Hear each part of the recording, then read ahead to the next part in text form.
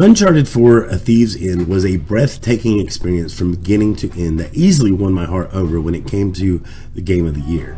Naughty Dog continuously raises the bar when it comes to linear video games and storytelling. And when I first heard about the Lost Legacy Edition, I was thinking somewhere along the lines of Left Behind DLC for The Last of Us. You probably were thinking the same thing, and I can pleasantly say that it is so much more.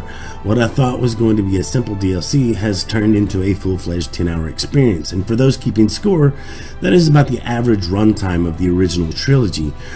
Sure, you could stretch it out and get more, but that is the runtime I got out of those games.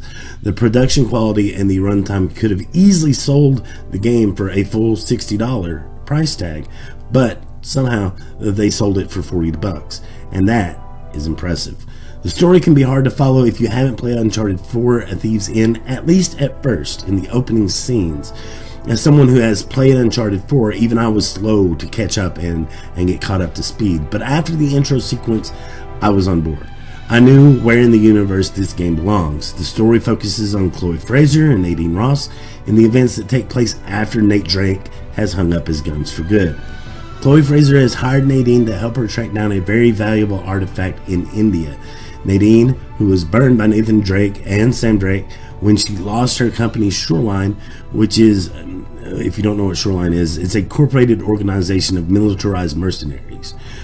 But now, she has a hard time trusting Chloe because of her association with the Drakes, and Chloe has a hard time returning trust because of Nadine's involvement with Shoreline and our antagonist, Asav. Despite these trust issues, the two embark on an incredible journey to find the Tusk of Ganesh, which is an ancient Hoysala Empire artifact. Is Hoysala? Hoysala. Hoysala? Hoysala. Hoysala? Hoysala. But along the way, the two find a bond and work well together. But are they working together because they have to? Or is there a chance of true friendship happening here? The visual setting of this game is breathtaking, and the shots you see on the screen don't do the game justice because this is footage that was streamed to my Twitch channel and not recorded locally with the settings cranked to 11. So you'll just have to take my word for it that the visuals are awesome. The game itself is a culmination of everything we've seen or done over the course of 4 games, and then put into one large bundle. Even the train in this game can be considered a nod to Uncharted 2, but tackles it in a much better way that makes more sense from a gameplay and narrative perspective. The voice acting and atmospheric sounds are what you would imagine, top notch. The game can even be predictable and formulaic at times, but still takes the time to throw a curveball at you or a nice surprise, like the ride with the elephants in the second act. I did run into one bug in the game where one of the puzzles refuses to trigger for whatever reason and didn't allow me to progress. However, I went to the restart from checkpoint option in the menus, and voila, I was happily once again on my way once again in one of the greatest adventures of a lifetime. That being said, this is certainly a better game than Uncharted 1, and even though Chloe and Nadine to bring their own sense of charm to the game, neither by themselves live up to the charm of Nathan Drake himself. However, together they do just that.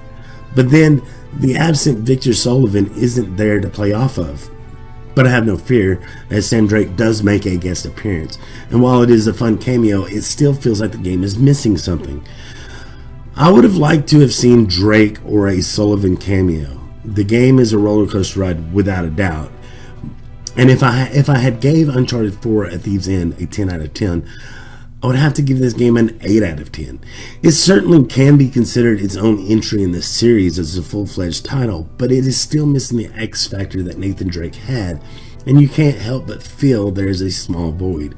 I don't know if it can ever be filled, but I hope that Naughty Dog keeps trying, and this is not the last of the Uncharted series that we see.